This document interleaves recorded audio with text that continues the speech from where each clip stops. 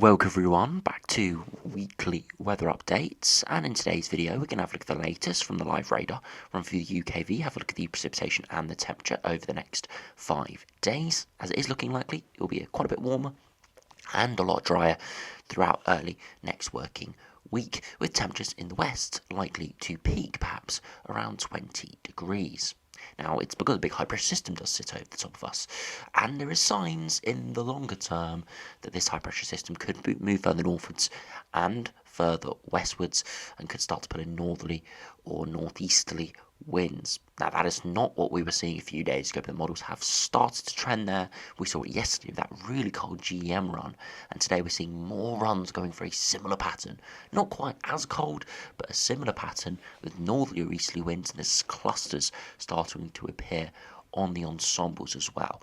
So there definitely is a trend to perhaps colder but also drier conditions around that day 7 to day 10 point, but we will have to keep a close eye on that with the longer term runs, as that's not the sort of pattern we do want to see. We were fairly confident a few days ago that it was going to be warmer through the mid to longer term, but it does look likely to be warmer at least for initially next week, but perhaps as we head beyond that it could turn quite a bit cooler once again, something we are not really wanting for the end of April. So do remember, if you enjoy my videos, make sure you like and subscribe, and remember to follow me on Twitter as well, the link's in the description. So if you start on the live radar, you can see at the moment we've got a weather front spreading in from the west, but it is coming up against the high pressure system that's now building in, and it will reduce its intensity, just giving a bit of cloud and maybe some drizzly rain further eastwards throughout the rest of today into the overnight hours.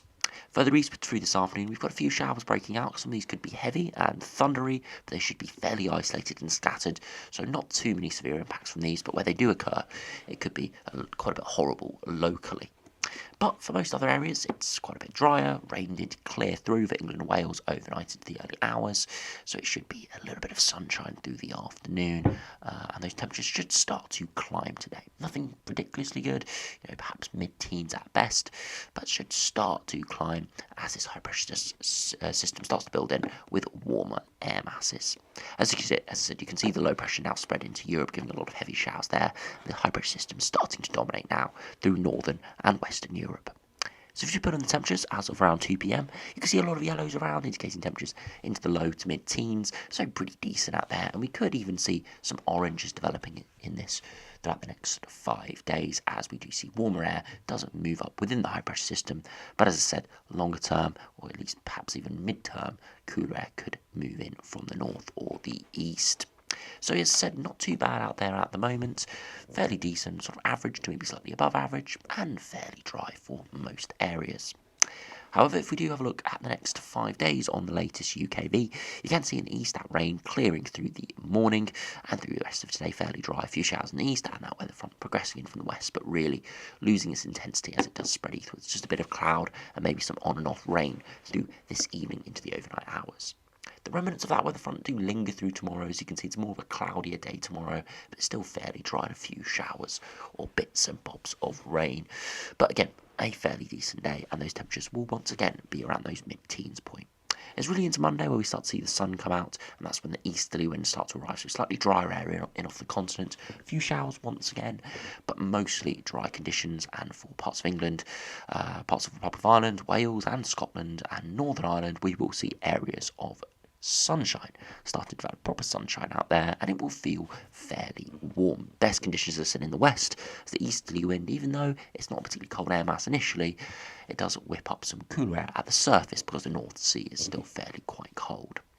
So if we do have a look at the temperatures, so the precipitation as we head into Tuesday, again, still fairly sunny, fairly decent out there, a bit of clouds moving in here or there, but still really quite pleasant, and that's the same as we head into Wednesday, where there could be a few showers once again, and some thicker cloud, but still generally fairly nice and pleasant out there. However, it's as we head into Thursday, colder air does drift in from the east. You can't really see it on the precipitation charts. We'll see the upper air temperatures in a minute, and some colder air could start to move in.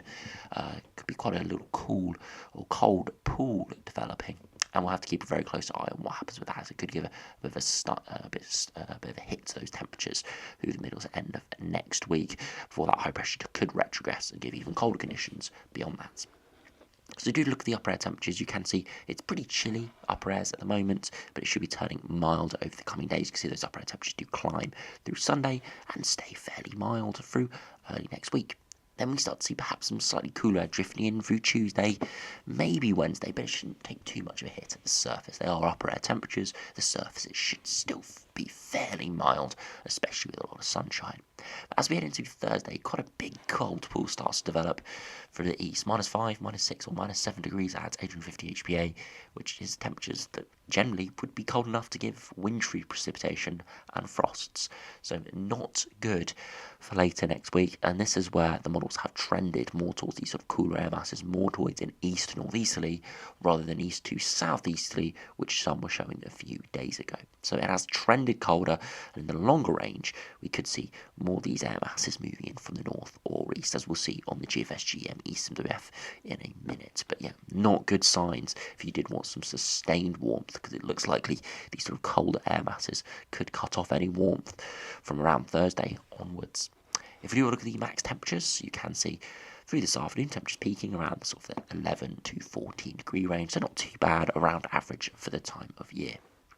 Overnight could be a little bit chilly, especially in eastern areas. We have the easterly flow starting to develop.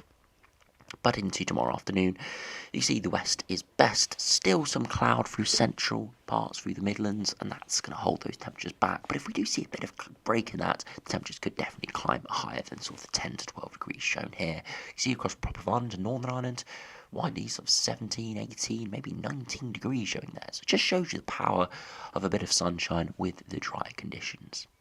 As we do spread into Monday, again, more widespread sunshine, and look at that, widely all sort of regions could get up towards sort of 15 to 17 degrees, and again east coast still a little bit chillier. And into Tuesday, another fairly warm day, especially further northwards and westwards, again 14 to 17 degrees. So again, not the widespread high teens, low 20s that we were thinking a few days ago, simply because that wind has veered more northeasterly and colder pools are developing. And just watch what happens beyond that into Wednesday. Could be a bit of a frost in places. Wednesday afternoon starting to cool down as those air masses do drift in, and you can see by early hours of Thursday really quite chilly overnight, widely mid to low single digits.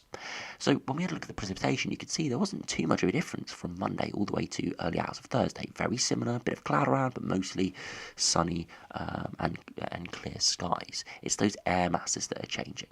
And that's why sometimes it is very difficult to forecast this, because those air masses are quite small, pulling in from very slight changes in wind direction, and it does mean it does look likely to be a little bit cooler than initially anticipated next week, and perhaps even quite a bit colder into the mid to longer term here. Still do think we could see a high teens, maybe topping 20 degrees at some point through Monday or Tuesday, but it's not a widespread, and it probably won't last more than a couple of days, unfortunately. So definitely downgrading what we thought a few days ago and trending quite a bit colder. Pretty typical that in the winter, whenever people are looking for a bit of snow, a bit of wintriness around Christmas time, something like that, the models always trend a bit milder.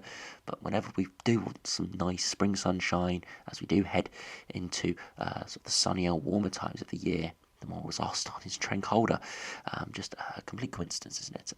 Not particularly pleasant, but hopefully this sort of effects of the SSW. I still do think these are effects of the SSW we saw a number of months ago back in February, still lingering. Hopefully those effects do start to wane over the next month or so as we do head into proper summer, as we head towards the end of May into June. So if we do now have a look at the longer range, if we go have a look at the GFS, GM, EastMWF, and the Ensemble, now starts on the GFS, you can see the high pressure building in at the moment. Easterly winds developing, and you can see that cold pull out toward the east there through parts of Germany into Denmark there, spreading towards the UK, and that's the cold pull for Thursday that gives us that chillier air mass. Again, it's still under high pressure, still fairly decent, and you can see the high pressure does pull away and tries to develop towards Greenland, and as we head into the following week, could be a brief bump in the temperatures there, with the high pressure sitting over the top of us, so cutting off that cold air. But look what happens in the longer term. Northeasterly winds develop, chilly or even quite cold conditions moving in. Really not nice. You can see the upper air temperatures below freezing, and could for a time even get the -5 line in. So really quite cold, really not pleasant at all. but it is what it is. I can't do much about it here. You can see there could be a brief bump in those temperatures through early next working week, through the weekend, after that cold tool does spread through Wednesday into Thursday. So it could be a brief bump for a couple of days, but the long-term trend is still for that retrogression and north or northeasterly winds. Really not too pleasant. If you look at the GM, which did go really quite cold yesterday, we'll have to see if it does follow that up today.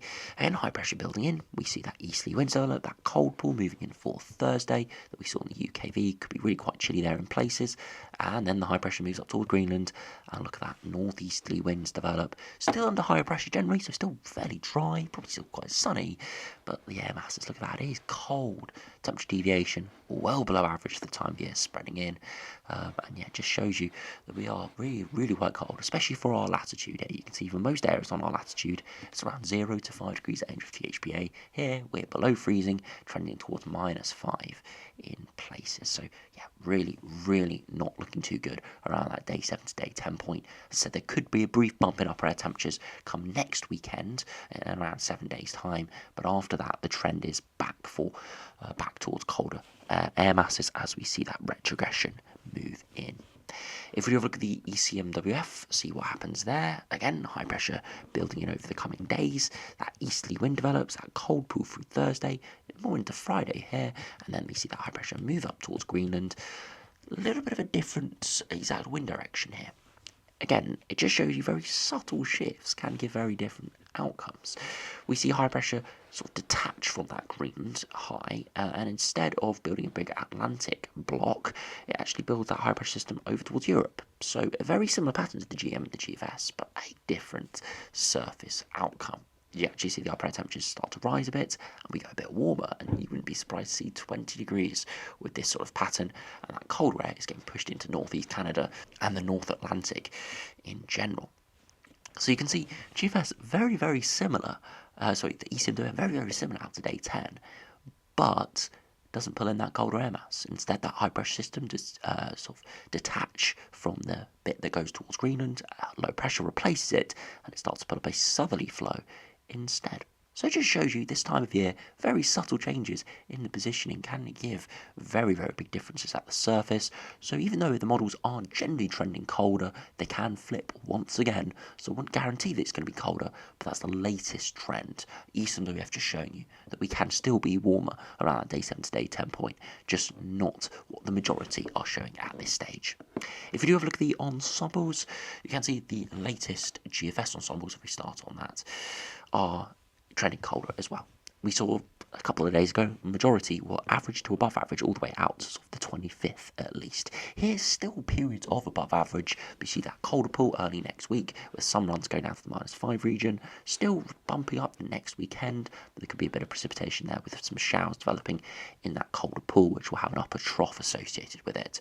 And then you can see this Longrange towards the last week or so of April, we do see the average of the ensembles go so below the 1981-2010 mean, and you can see this big cluster appearing of upper air temperatures dropping down to the -4 to -6 degree region. A good sort of 7-8 degrees below average for the time of year. Really quite chilly appearing here. Not good if you want anything succinctly warmer. This would give temperatures in the high single digits, maybe at best the low double digits. And again, you see a bit of wind, bit of cloud. It will feel really chilly out there for the time of year. Really not great.